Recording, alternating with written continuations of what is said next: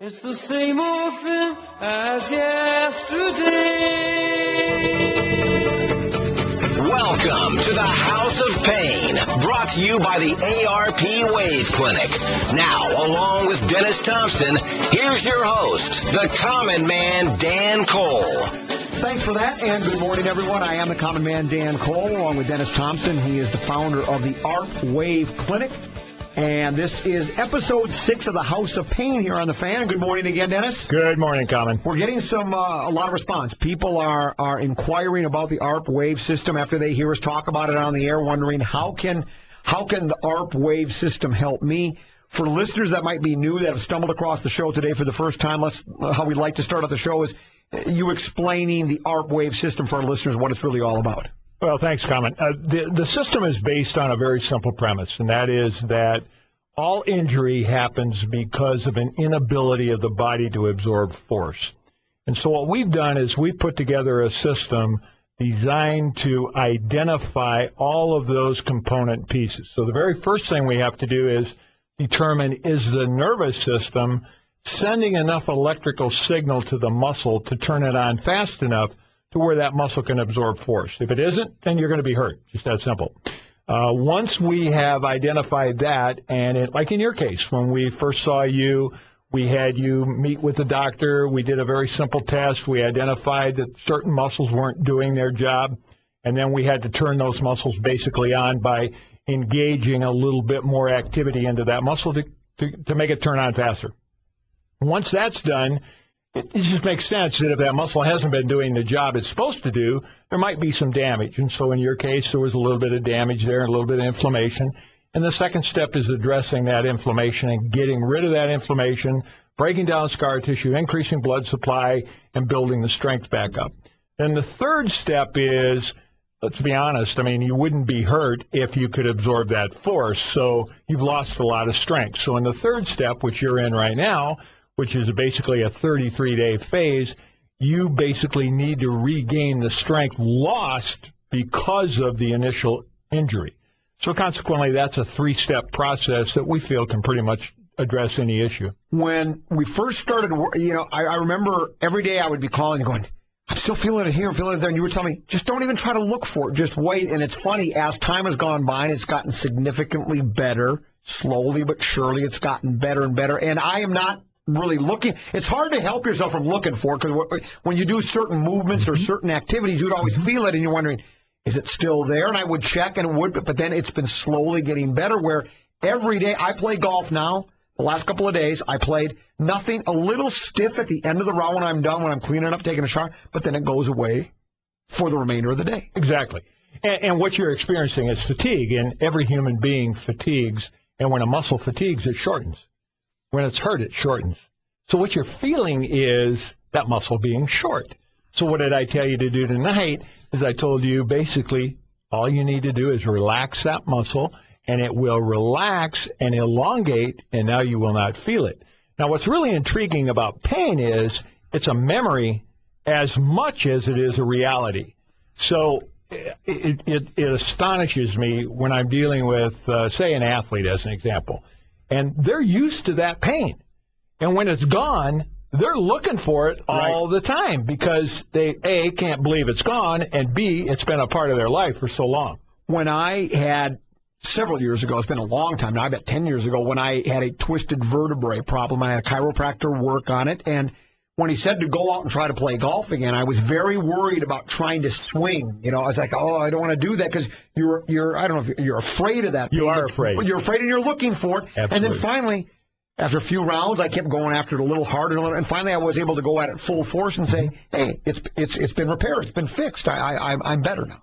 If you remember in the process that you went through in the second stage, which is the ARP stage, when I was working with you on the ARP, what did I tell you after the 5th treatment? I said, I want you to go out and hit balls. You said, are you sure? Right. Well, absolutely, I was sure, because what I need to do, can you do this task at half speed with no pain? If you can do it at half speed at no pain, then we know you can absorb that amount of force. And then we said, okay, after you hit 10 wedges, what did I tell you to do?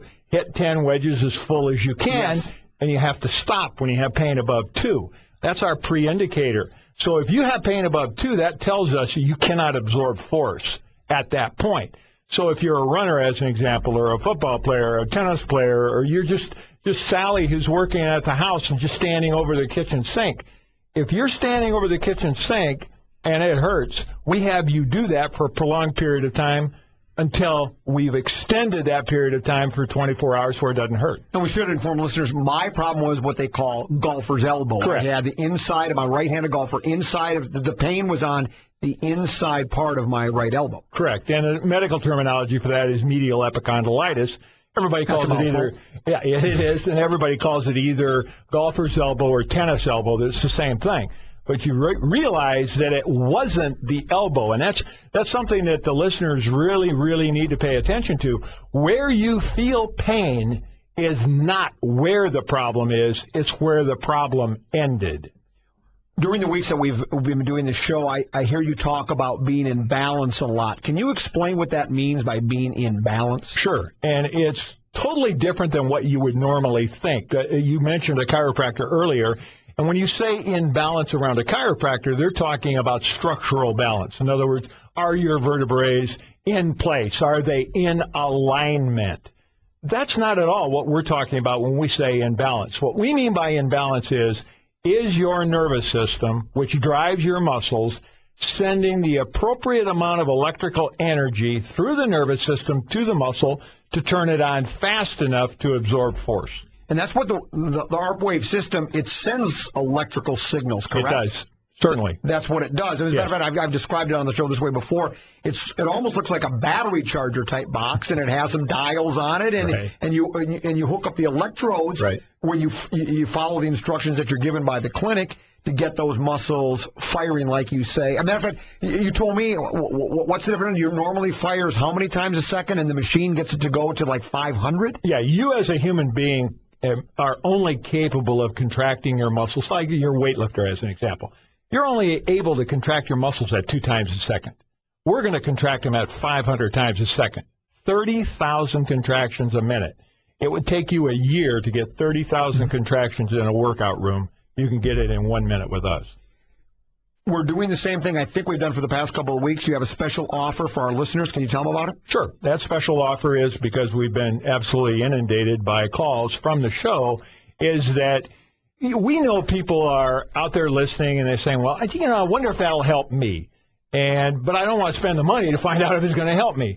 What we're offering is just give us a call or go to the website, contact us any way that you can, and we'll offer you the opportunity to come into the clinic. We'll evaluate you at absolutely no charge, identify exactly where the origin of your problem is, which is going to be nowhere near where they think it is, and then they can make the decision based on fact. Now, if they can't come into the clinic, we can even do this over a webcam.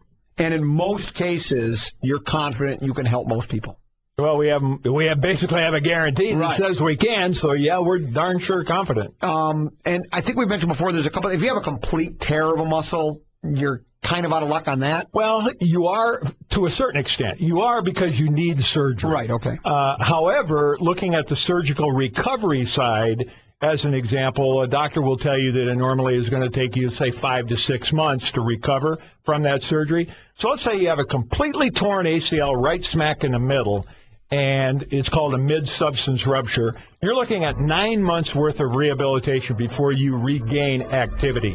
Okay, with us, you're looking at 5.5 weeks. It's amazing. And it works. Let's do this. We'll get ready to take a break, and when we come back, we will have some questions from our listeners who in previous weeks have listened to the show, and they've emailed you at the clinic, or they've emailed me here at the Fan.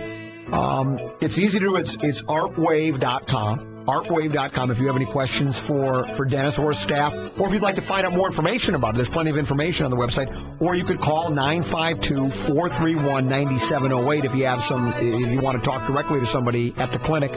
But arpwave.com is the website. So I want to repeat that again, arpwave.com, and ARP stands for Accelerated Recovery Performance. And that's what it does.